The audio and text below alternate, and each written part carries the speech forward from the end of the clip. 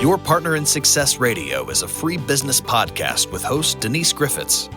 It's all about great stories, conversation, and context to help you move your business and life forward with actionable tips and advice from her guest experts. To listen and subscribe, just find us on iTunes, Google Play, or wherever you consume your podcasts.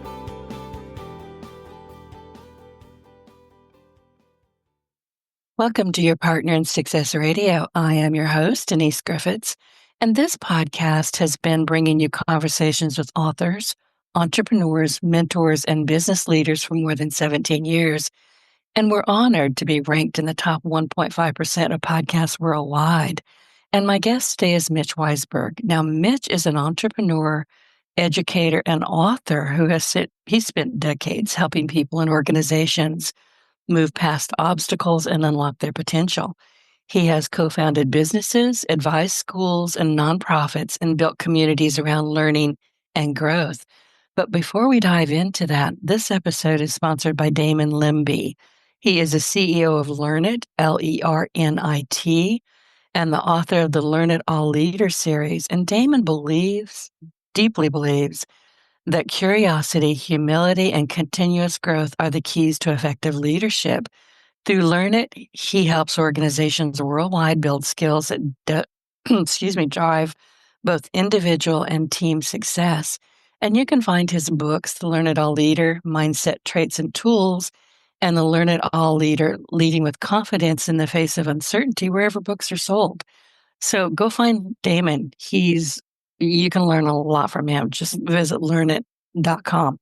Now back to my guest, Mitch Weisburgh. Mitch is the author of MindShifting. I have this book, Stop Your Brain from Sabotaging Your Happiness and Success.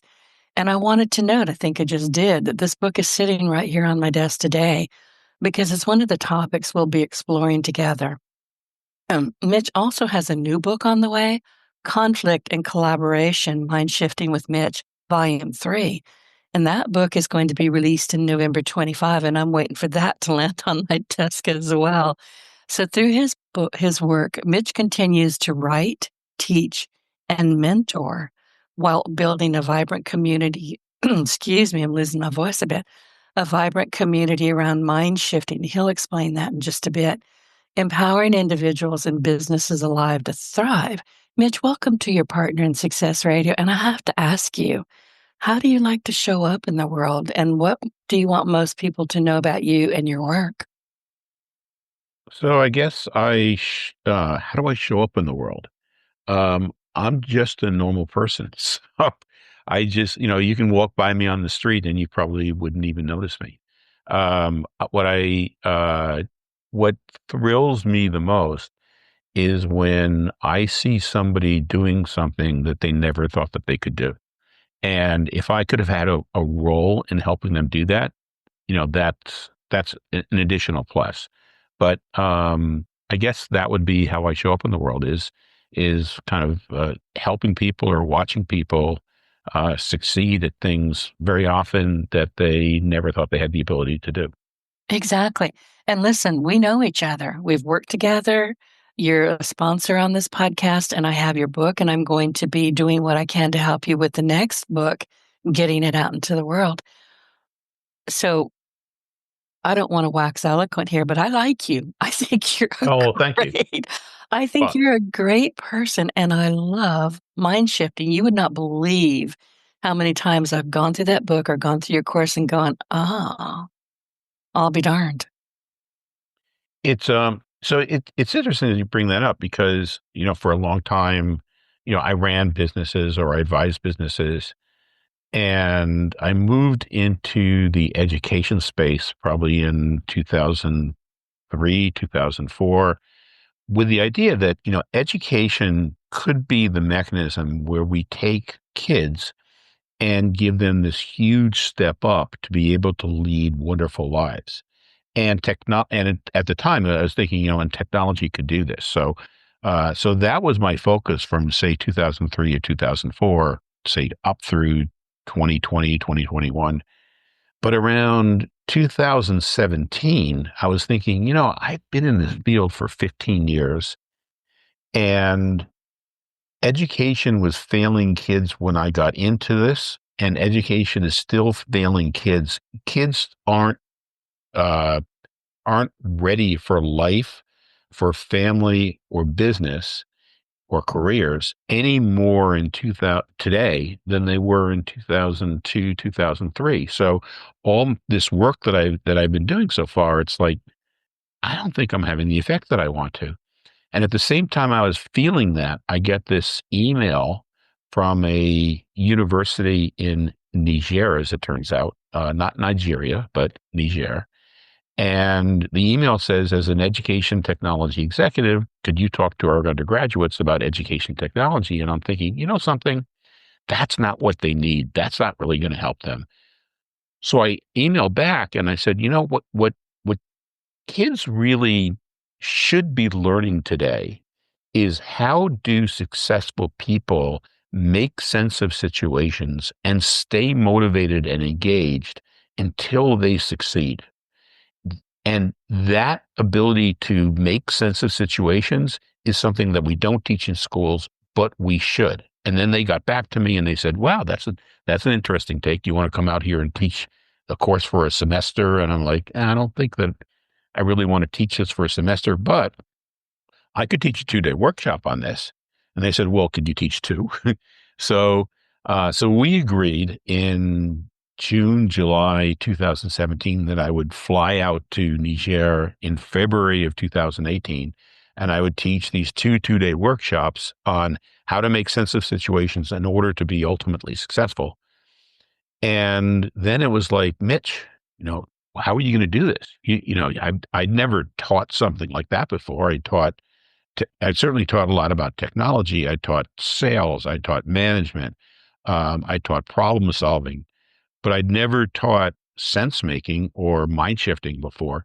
So I started reading books on various topics about how we make decisions, books on, say, military strategy, or you think about economics as a way of making decisions, or cognitive science, or pedagogy, learning, or sales, or influence. And each one of these areas had their own take on how you can be successful, but nobody seemed to be putting it together. So I tried to put it together into what came to me is that there are 3 different elements. One element being the ability to access your most resourceful parts of your brain or resourcefulness. Second is to be able to go into situations and persist even when the first things that you do don't work out. And third is working with others. And so building a movement or building a team around things rather than constantly fighting. So those 3 elements of resourcefulness, resilience, and collaboration became the basis of the 2-day course. Flew out to Niger, had 60 or 70 kids being 18 to 25 in that first course. And at the end of the 2 days, I'm like, and that's sense making. And then they stood up and cheered. And I was like, yes, this is what's hitting the nerve. This is really what we need now.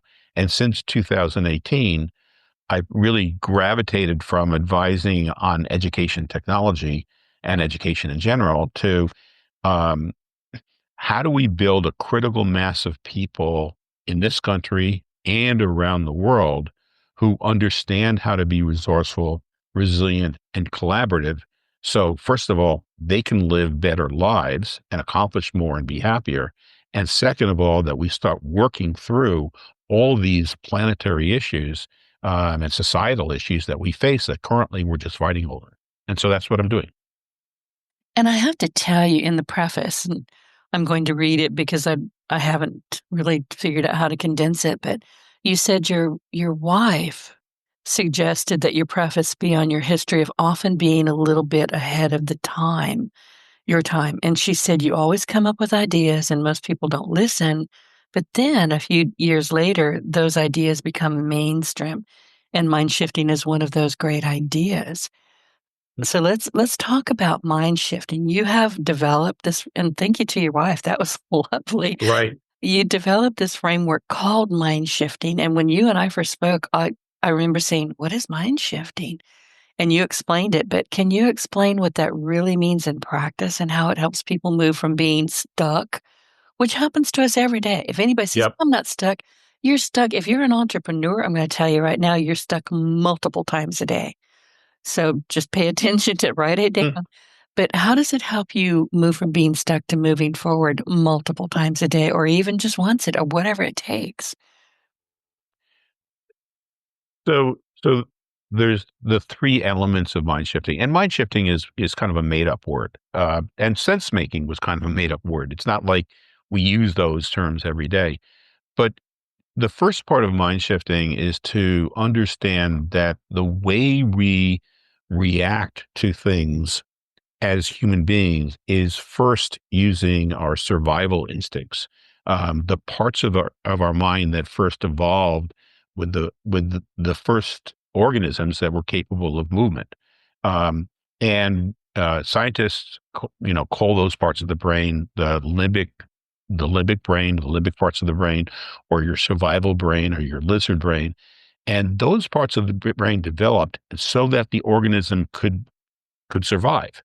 uh, it has to be able to make decisions really quickly on very limited information and then focus the entire organism on whatever it is that it's decided to do. And it's primarily looking for threats. And as people, we don't even think about it, but in like 2/100ths of a second, every time there's a stimulus, our survival parts of the brain are going, is this a threat? Is this not? What should I do? And the types of things that that part of the brain comes up with, we've all heard of fight and flight. Uh, Right. okay. And a third one, which we hear about less, but is, is freeze. So fight, flight, and freeze are the three primal types of actions. And then it's also working to conserve energy because we don't want to have to think. So it's looking at things that we already know how to do without having to think about them. So fluencies or habits or rules of thumb or things that we've always done a certain way. Um, so those, habits or fluencies is the fourth type of action. How have I handled this before? What can I do without having to think? And then the fifth type of action is going along with the group. And we have this tremendous urge as human beings, and we're not the only species to do that, but this tremendous urge to be part of and to blend in groups. So we look around and say, what are the people around us doing? And can I just copy that? And so those are really the five things that we come up with as ways of reacting to situations very quickly. Once we've decided once our limbic brain has decided on one of those things, then it really shuts off our ability to creatively think. The parts of our brain that think creatively, think critically, that run executive function, that are able to take in new information, those parts of the brain are higher order functions. So many of them are run through the part of the brain that it's kind of just behind your forehead, your prefrontal cortex.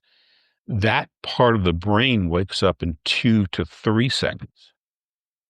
So just picture most things that happen. An employee says something, a family member says something, a problem occurs, and your limbic system reacts in like 2 or 3/100ths of a second, and within a second, it's come up with something to do.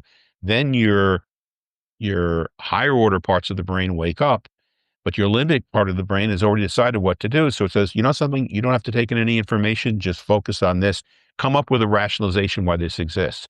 And really, most of the time, when people ask us why we're doing something, or we're giving ourselves a reason why we're doing something, we're just coming up with a rationalization for something that our survival brain has already decided on. But one of the things that makes us such a powerful species is our ability to critically think and to be creative and to connect with other people directly and executive function.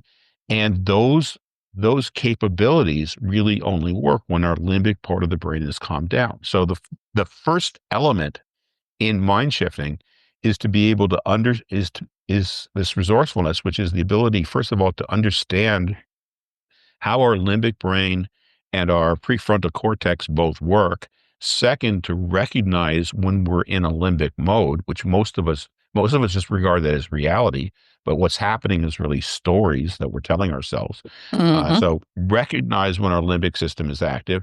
Third, to be able to calm down our limbic systems, because while the limbic system is in full mode, it's releasing stress hormones, which are inhibiting our ability to tap into our resourcefulness. And then fourth, to be able to stay in resourceful mode and tap into our resourceful strengths, empathize with others, come up with explore, to be curious, to stay in those modes so that we can be resourceful. And so that's that first element, is the resourcefulness. And that's what's in the book, Stop Your Brain from Sabotaging Your Happiness and Success. And that's within the course, which will also be coming out in probably late October. But that's that first element.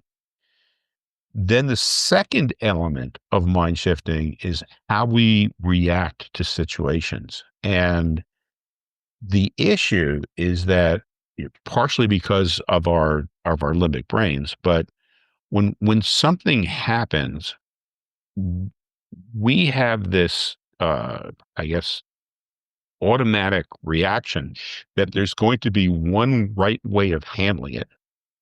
That once we've come up with that one right way, anybody who has a different way of handling it is wrong. So we just have to argue with them. Um, and then third, that we're going to implement that one right way of doing something, and it's going to solve all problems. But how many times do we actually, if it's a reasonably large problem, and we try something, how many times does the first thing that we try really solve the problem? Practically Almost none, never. Yeah. right? Ask me how I know. So And I wanted to break in just a bit, and yeah, you can finish your thought, and then we'll go back to this thought before I lose it. But anytime you're around children, and we've been children, we've been asked this, why did you do that? They're very honest. I don't know. right, right. But we learn that that's not an acceptable response. So we learn that, oh, I did this because so and so hit me, or I did this Right. um, uh, because this competitor did something, or that this client was disrespectful, so I yelled at them. So we learn to justify them, but really we don't know. It's an emotion. Virtually all the decisions that we make are really emotional decisions. That comes from the limbic parts of the brain. And it's kind of terrifying to me. It's like we just have these knee-jerk reactions. I do, you do, we all do. But what I've learned by working with you and reading the book is I have been doing this most of my life anyway, but now I'm much more aware that I have to make the instant decision, stop, breathe, and reflect. Right, right. That's exactly what it is. Stop, Yeah. breathe, or distract yourself. You can go for a walk, especially a walk in nature. If you like art, you can look at art or do art. If you like music, you can do music, or you can listen to music. You could work out. You could play, do something. You can't directly attack your limbic brain by saying, I'm not going to be this way, or just be stronger, or just do this harder. That may work for a very short time, but it's not going to work over the long term. But the trick is to be able to do something um, that's enjoyable, that then rekindles your ability to be curious and exploratory. So again, walking, concentrating on your breath, pausing, realizing that you were in limbic mode. Giving yourself, asking yourself questions like, well, what would I really want to occur? Those are the things that then relaxes your limbic brain, so that you can then be resourceful and say, well, what other things could I be doing here? What other options exist? Exactly. I love what you're saying about curiosity. That's one of my favorite words. That and the word no. I use that one a lot. Well, the sponsor, so Damon, what was his full name? Damon Limby. Damon, Yeah. what were his three? He had three different cornerstones, right? Curiosity was Mm. one, and what were the other two? You lead with confidence. Mm-hmm. And let me see, I'll have to remember here. Was it community? Curiosity, humility, and continuous growth. Yeah, I thought I would encourage people to look him up because those sound, like critical, right? They are critical. You know it, I know it, and I Yep. think the more we pay attention to people like you and Damon Limby, and we'll just sit back and think and reflect and say, Denise, that kind of sucked. That was not, in fact, it didn't it did. And it was the response that you don't want to repeat again. How are you going to get away from this? Mm-hmm. Yep. And it still uh, relates to that second element of mind shifting too, the resilience, because the resilience is to be able to, you think about it in the results, which is to be able to react to situations constructively and to be able to still move forward. But it also means going into situations knowing that you probably don't have the one right answer, that maybe nobody has the right answer, and that what you really need to be able to do is try things out, look at the results, and figure out what to do next. And so how can you best go into situations being flexible like that? And that's really the key to resilience. And part of that is recognizing that, yeah, there are certain things that do have one right answer, but there's a lot of things where you need more information, you might need more expertise, you may need more time. And where there may not be one right answer, there may be a number of things that could work, possibly with trade-offs, but it's more important that everybody coalesce around one of them than that you choose the absolute best, because there is no best. And then there are situations that are new. And a lot of things in business, you're dealing with new situations all the time. Well, if you're dealing with a new situation, then it isn't that you need an expert, because an expert is somebody who knows how to do one thing or a few things really, really well and always goes back to those few things. What you need is the ability to go in there, try certain things. You don't want to do something stupid, so you still need the experts, but you don't want them to be the ultimate decision makers. You want to be able to do things so that you can get results back, and using those results to determine what your next step is. And so that's real resilience. And then the third element is around collaboration, because no matter what, you think about your business, you've got vendors, you've got employees, you've got customers, you've got other interested parties. Um, no matter what you're going to be doing, you're going to be doing it with other people, and some of those people are going to compete with you. Some of those people are going to try to hurt you. Some of those people are just going to get in your way. They have their own ways of doing things, and you think that they should be doing something else. Some of those people are going to take reactive.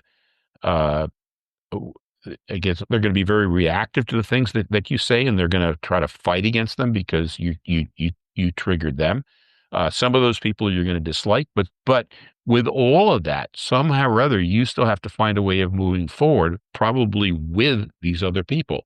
And most of the mechanisms that we've developed over the years in order to do that, um, they don't work over the long term. Some of them don't work. Some of them may have some short-term results, such as rewards and punishments. I mean, those can sometimes get people to do something over the short term, but they don't build motivation in people over the long term. And some of them actually end up hurting, like when you're measuring the wrong things, and people find ways around doing the hard work so that whatever it is that you're measuring looks good, but they don't have to work as hard. They don't have to really achieve the results that you want. And so, knowing that our natural reactions of dealing with other people don't necessarily lead to long-term engagement, what are the ways that allow us to still move forward? And in that book, which is coming out in November, um, we cover that, there's 5 different ways of uh, dealing with conflict.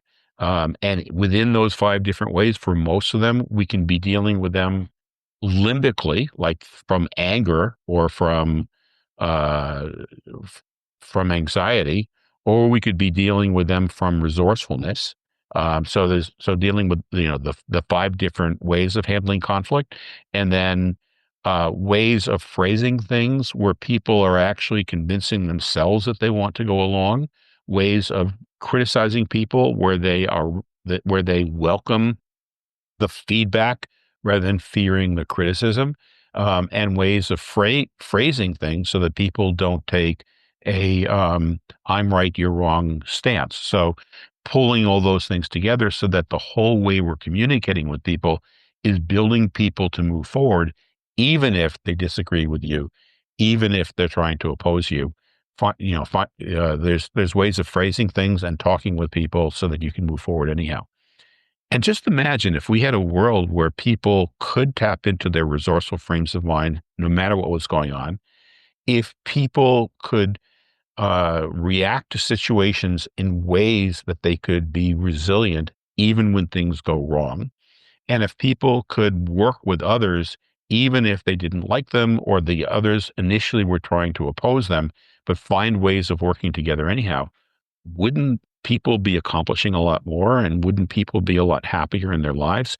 And that's my mission: is let's get a critical mass. Let's get 5 million people across the planet who know how to think this way, and let them then lead the rest of us so that we all can learn how to think that way too. I love that. And I wrote down while you were talking about, people who may not like you, they don't really want to do what you're asking them to do. One of my favorite terms for that is malicious compliance. Right, They'll right. do the absolute least they can do and let you think that they're working on it, but they're not. I never heard that term phrased that way, but it's like it so encapsulates what so many of the things that so many of the reactions to the way we phrase things, and we do it ourselves. People Oh, tell yeah. us to do. Yep. Yep. I catch myself and then you're going to laugh at me, but I will actually, when I catch myself, performing my own little bit of malicious compliance because I don't want to do it, I get whiny. I will stop and say, Denise, really? And I will raise my left hand, I will raise my right hand, and I'll smack one with the other. Right. Yep. Bad Denise, bad Denise. Mm. And it breaks that train of thought. It hurts sometimes, but it breaks Well, that hopefully you train don't of slap too hard, right? thought. Yeah. No, with me, I catch myself in, say, survival or anxiety, or anger, or I catch myself postponing, procrastinating, not doing things. And for the most part, using these techniques, I can pull myself out of it by either, some type of distraction, or phrasing things a certain way in my self chatter. But as with all people, we can do it to a certain extent with ourselves, but sometimes you need a third party to walk you through. Like I can call my son, or I can call my daughter, or I could call nieces or nephews, or my wife, and say, so I'm really stuck here. Like, walk me down. And very often they'll just say, well, Mitch, you wrote the book. I'm like, I'll just take one of the things from the book, and they'll walk me through the technique. But just having another person be able to walk us down is really a fourth way of being able to reset ourselves so that we can move forward. I have to tell you one of the things, I hate to even say this on the radio, I'm going to wrap myself out. But one of the things that I'm really working on with mind shifting and changing how I think about things, I don't know how many people do this or even aware that they're doing this, but it's something that I'm calling habitual instant resistance. And I do it a lot. And I don't know why I do it, for just as a for instance, well, Denise, I need, because we all talk to ourselves and I mention myself by name, but Mhm. it's like, Denise, you've got to do this. The minute I hear my internal voice say, you've got to do something, oh, hell no. And off I go. And then I have to overcome that. I don't want to be told, like, I fight with my nerve system. I don't want to be told what to do, even by myself. Well, and our survival parts of the brain, remember, they activate in 2/100ths of a second, and they are primed to make really quick decisions. Those quick decisions become binary. I So, know. so And it's you hard brought to up get past it. Right. So you brought up like when I know that I have to do something and I start resisting it, or Yeah. I know that I can't do something, or I feel anxious because it's something new. Those are all limbic reactions. And people are kind of, one of the things people get shocked about is when I say, if you are absolutely sure of something, that's a sign that you're in your limbic brain. And when you realize that and you say, wait a minute, I'm sure that this other person is wrong. I'm sure this is the only way of handling this. I'm sure that I have to do this. All of those are signs that you're in your limbic brain. When you realize that, you can take a step back and say, well, wait a minute. Do I really have to do this? Or would this other person, something, I might be 90% right, but I could, what could I learn from this other person? What could I ask them? Curiosity. Yeah. And once you're in curiosity mode, curiosity is something that can't be done from limbic. So when you're curious, when you're exploratory, you're in your higher order parts of the brain. And that's when you're able to take in new information. That's when you're able to be, you're able to think critically, you're able to think creatively, you're really able to connect with people, and you're really able to align your thoughts and your actions with what you most value. But you have to step back. And I think that's what so many of us either don't recognize or understand or have never even heard of. Don't fight, flight, everything else that you mentioned. Hmm. Step back. And you know how I do it, Mitch? How do you do it? I stick my head in the fridge. No joke. Hmm. I will stand up because I know I'm working in the wrong part of my whoever I am, my limbic. I'm working in the wrong place. And I will leave my command center, which is my office, and Right. I go open my refrigerator doors. I have double doors. It's a very deep refrigerator, and I stick as much of my head and upper body in there as I can. And I just go blank because I call it the open refrigerator door syndrome. We all do it. We wander over to the refrigerator. We don't know how we got there. We don't know why that door is open. We don't know what we even want. And And I deliberately blank myself out. And that then becomes your anchor. That Yes, becomes your way of then reaching into your resourceful parts of the brain is it the open works, refrigerator. And right? so each of us have to find things that will open up that part. Okay. It could be, I mean, and sometimes you can't do this, but it could be, just closing your eyes. It could be, what people call Yawning. You know what yawning, else? box breathing. Yawning, Yep. yes. Okay. A lot of the teachers that I talk to teach their kids as young as kindergarten. Okay, you know something? Let's do box breathing. I want you, as you breathe in, I want you to count to four. Then I want you to hold on. I want you to count to four and hold your breath. Then I want to count to four. You count to four as you breathe out. Then I want to count you to four before you take your next breath. And they walk the kids through that 3 or 4 times. And just that process over 30 seconds, a minute, minute and a half, will cause a reset so that you can then access your creative parts of the brain. Just like you Mm. opening the refrigerator door. That's your anchor. And you know how I know to come back out of it? When they ding, the doors Uh-huh. talk to me like, "Close the doors." They don't say Yeah. it, but I'm like, "Okay, I'm good," and off I go back to work. And that's very powerful. And it's things like that that we try to build. I mean, first of all, the awareness, because before you can put your head in the refrigerator and I do know that, it sounds silly, I right? know. But you have to be aware that, oh my gosh, I'm in reaction mode right now. I'm in this is my lizard brain. I'm upset. I don't have to react this way. What's my anchor? Breathing or opening up the refrigerator door or taking a walk. Um, and the other thing is like an awful lot of people find that uh, doing some type of mindfulness like thing in the morning for 10 or 15 minutes puts some wind in their sails so that it takes them less time later on in the day to be able to catch themselves. So, I personally, I do some mindfulness exercises. I do about 15 minutes of mindfulness every morning, and that really helps me, prepare me for the rest of the day and gives me the energy so that I can be more self-aware during the day.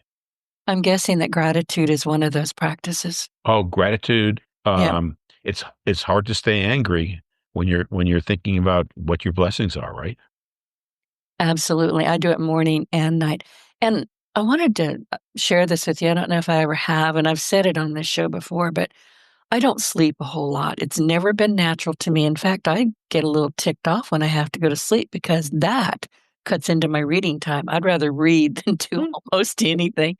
But when I know that I'm finally ready to drift off to sleep, and I can tell, I will close my eyes and then I will open my eyes and I'll look up at the ceiling fan because it doesn't matter. I'm in the South. It can be cold outside. I need air. I need moving air. And I will look up at my ceiling fan and I say my quick prayers. I think about what I was very grateful for during the day. Then I think about what's up next. What am I going to be doing next? And I may have something that I could not work out. I just couldn't figure it out. It happens a lot. And I will turn it over quite literally to my subconscious for review. And I do all this out loud because I don't know who's listening. Could be the ceiling fan. I don't know. But somebody is hearing me. I'm hearing me. And I will turn it literally over to, I'll say, okay, this is for you, subconscious. I need an answer. I need something. Mitch, 3:18 every single morning. And it doesn't matter if I fell asleep at 1 o'clock in the morning. I wake up, that answer is in front of me. I turn on the light, I write it down. And I may do this several times during the night because I'm up and down all night. It's not just once. But my subconscious will always provide me what I'm looking for, always. And that's incredibly powerful, right? Yes, it works. I've done it all my life. Nobody taught me to do it. I just knew to do it. And so I think what you find is that when you're consciously thinking about a problem, you get Oh, yeah. You've locked and you've blocked. locked into it, and you're just gonna keep on going down that well-traveled road, and it's gonna drive you buggy. And then when you're able to like put it aside and chill and relax, Mhm. somehow or other your mind or your I mean we think about it as the mind, but I personally find very often that I ask my gut, okay, Mhm. or my heart. Intuition. Right, Big time intuition. right. So it doesn't have to be just, what's in your brain, but, ask my gut, like, what is right? What do I really want? And, and it's not like, tell me right away, but, um, tell me what I really want. I'll go on to something else. Maybe it'll be sleep. Maybe it'll be another problem or something. And you're right. Sometime in half an hour or an hour or 2 hours, it's just like, oh my gosh, There it is. Right. this is what I should do. Right. Well, And go ahead, I'm no, sorry. I was I going to do say, have a quick question. I was just going to say, and that's all part of being able to shift your mind, to be able to be more resourceful.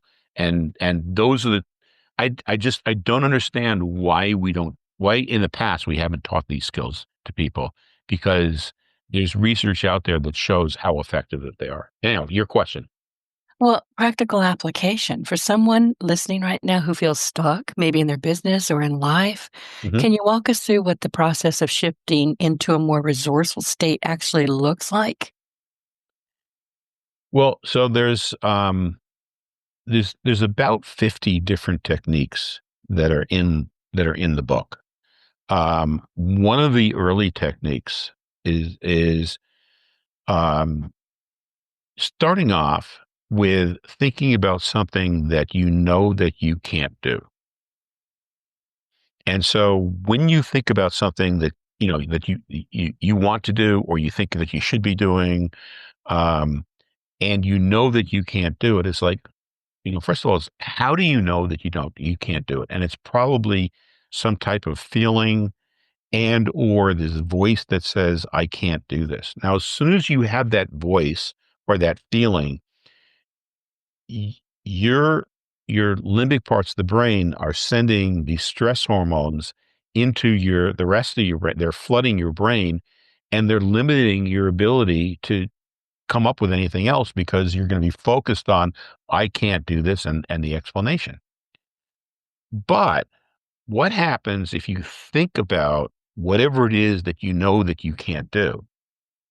And when you hear that voice that says, I know I can't do this, or I can't do this, if you just respond, perhaps I can. Now, you're not saying, yes, you can. You're not arguing with it. You're just opening up a possibility. You And think about it. ask yourself, have I even tried? You can ask yourself, have I even tried? Right. Okay. Which is another one of the questions. But when you ask yourself, perhaps I can, and probably 80-90% of the people who try this technique, their brain can't help but start coming up with ways that they could. Maybe not that they could immediately. Maybe it's things that I could talk to somebody else. I could look it up on the internet. I could practice it before I do it. I could simulate it. Over time, I can become better at it. Now, if somebody were to suggest these things to you, like you say, well, I can't do this. And they say, well, why don't you talk to somebody? Why don't you do this? Your limbic brain is going to argue with them like, no, I can't talk to anybody. Nobody else understands this. No, I can't learn it. I know that I can't do it. But when you just open your brain up to perhaps I can, then those same internal mechanisms in your brain, they themselves start coming up with the things that you can do, that you might be able to do. And you can start, shifting through. It's like, well, what if I tried this? What if I tried that? What if which one do I want to try first? Um, and that's an example of unsticking yourself and becoming more resourceful. And again, that's just one of like 50 different techniques that are in the book. I love that. And I have to tell you, can't is not in my vocabulary. I trained myself a long time ago to never use the word can't. Now, I will say I won't. That's completely different. For instance, I don't swim. You know why? Because I'll drown. I really will. So I just don't. Do I want to learn how to swim? No, not really. So I'm okay with that, but I never say I can't do something. That is just defeating my own brain. So I don't do Ah, and you're probably like me in this. What if somebody else tells you that you can't do something? Oh, fight. Right. Yeah. Put Yeah. up your dukes. I'm not going to take that. Yeah. When people tell me like, well, you'll never be able to do this, or you can't do this, it's like, I bet you I could figure out a way to do it. Oh, yeah. And more Watch often than me. not, right. Oh, there's a law against it. Well, I could figure out a way around that law, probably. That your regulation, your rule, your policy, I can probably figure out a way around it to get it done. Oh, yeah. Yeah. We all do. At some level, I think we all do. We may not say it out loud, but we're like, uh, like I said earlier, my nav system, she is not the boss of me. She tells me to go left and I don't. I'm going to go somewhere. So I always leave early. I will get lost. I don't have any sense of direction at all, never have. But one thing I wanted to ask you is well, I have several things I want to ask you. What are some practical tools or techniques for resourcefulness? Because I think that's what we need. I don't know. That's what I need a lot. Mhm. Well, What can we start practicing? the perhaps I can is one. Another one is what I call from zero. Okay. And in the from zero, we all carry around this baggage. Like, like I was expecting that this was going to happen and it didn't. And it's like, oh my gosh, I'm lost. This is horrible. These events. But the from zero just says from where you are now, ask yourself what you want to happen. And one of the examples, it's happened to me quite a few times with travel, but also in business. But this is a travel example. So I was in an airport,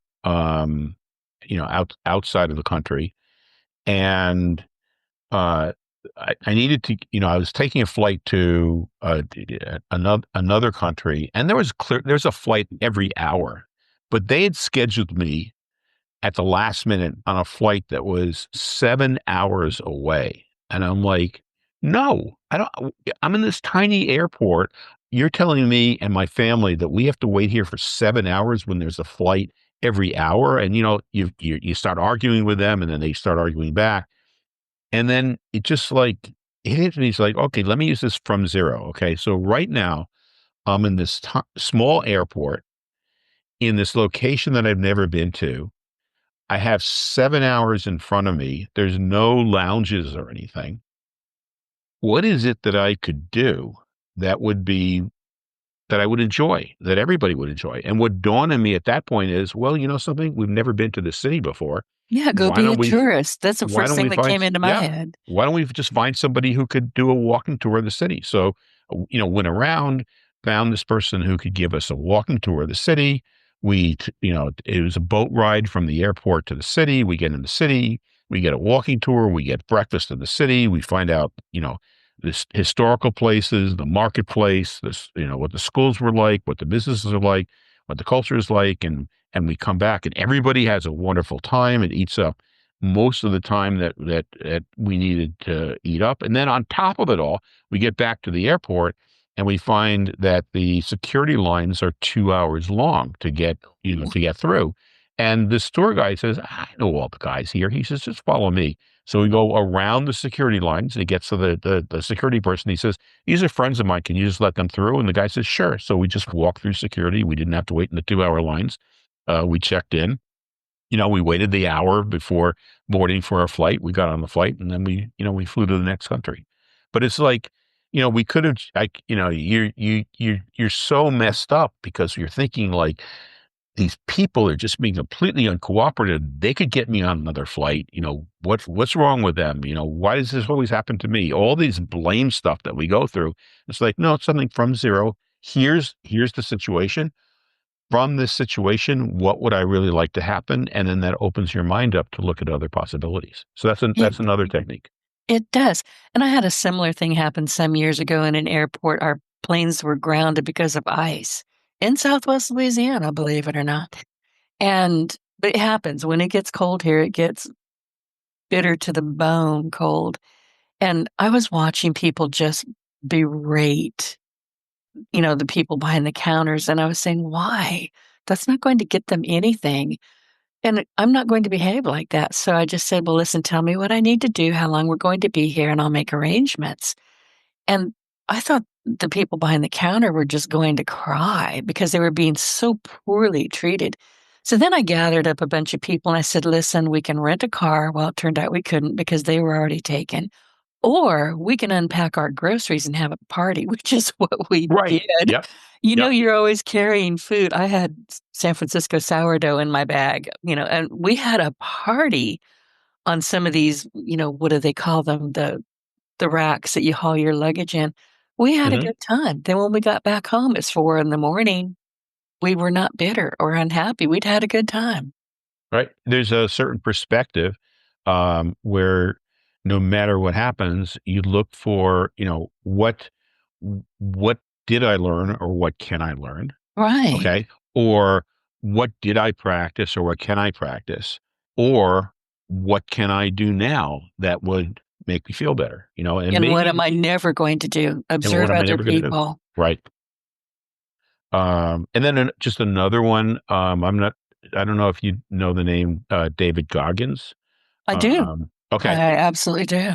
But he's written a number of books and, one of his techniques is what he calls the emotional cookie jar, where before these things happen to you, when when you already have equanimity and you're just sitting there, write down 5, 6, 7 different things that you've done in your life that you're really proud of. And when you look at those different things, it could have been, school related, it could be work related, it could be family related, it could be sports related. When you look at these different things, think back, like, were there times during that where I thought it was really hard? Were there times where I thought that I was going to quit, that I wanted to quit and I persisted anyhow? And just, think back over them. Then the next time that you find yourself is like, I just can't do this. All these events, like this person is at fault. This event is at fault. This company is at fault. It's like, well, wait a minute. let me pull out this emotional cookie jar. Look at all the times in the past where I felt the exact same thing. And in each one of those cases, not only did I prevail, but that became something that I was really proud of. You know something? I've done this 5, 7 times before. This is just another one of those times. I can do it again.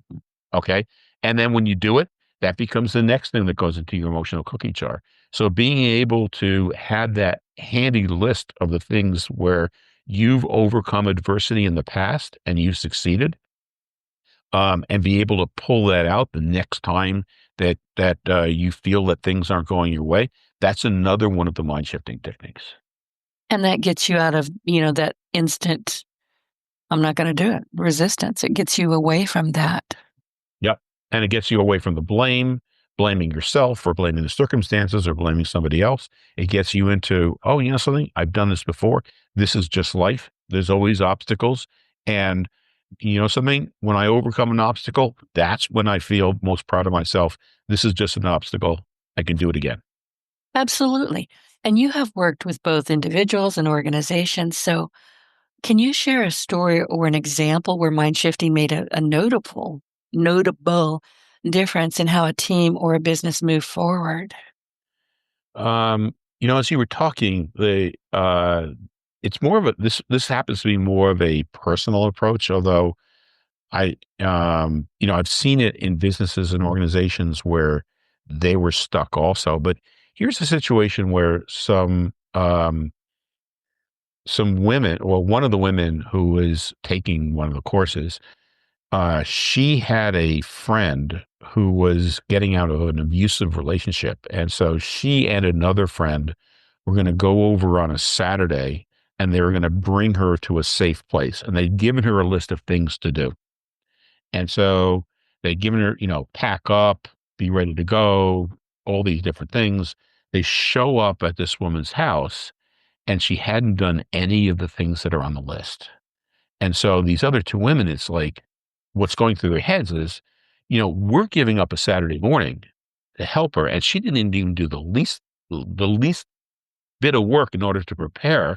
And so either we're going to leave her or we're going to waste our entire day doing the stuff that and then all that blame that you have. And then it's like, well, you know something, you know, let's see if we can mind shift.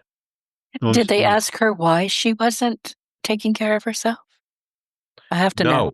No. Ooh. Well, okay. Let me, that actually that's part of what happened. But the Okay. first thing that they had to do is just, figuring out how to distract themselves so they weren't angry anymore. And this came right from the mind shifting course. She says, I just used mindfulness and I concentrated on my breathing and I was able to calm myself down and calm the other person down.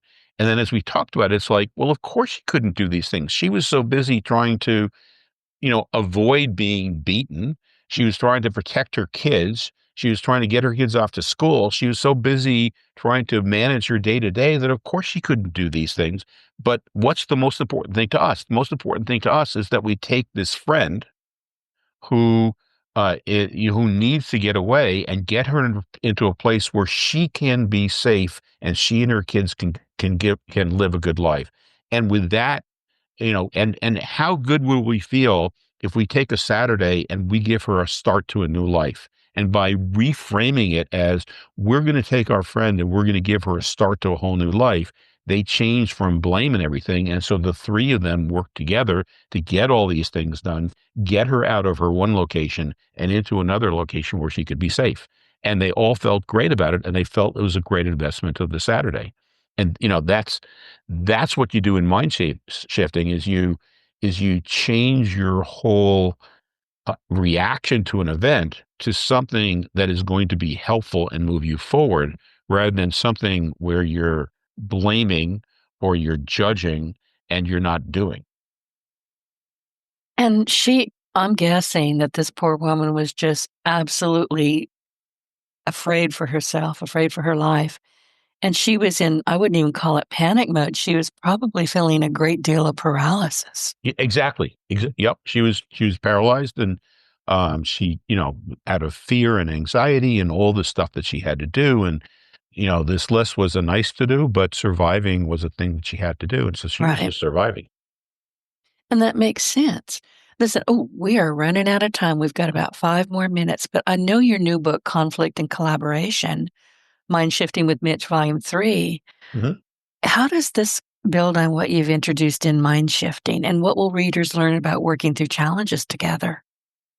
So the conflict and collaboration book, a lot of it is based on, we have this attitude that we have to avoid conflict or conflict is bad, but a lot of conflict is good. When I don't need to be talking to people who agree with me, I already know those things. I need to be talking with people who disagree with me, who think that I'm wrong. And that's how I'm going to learn. And so, part of the book is how do you then work with people so that these conflicts that you have become constructive conflicts, and what you end up with is better than what either one of you would have come up with on your own.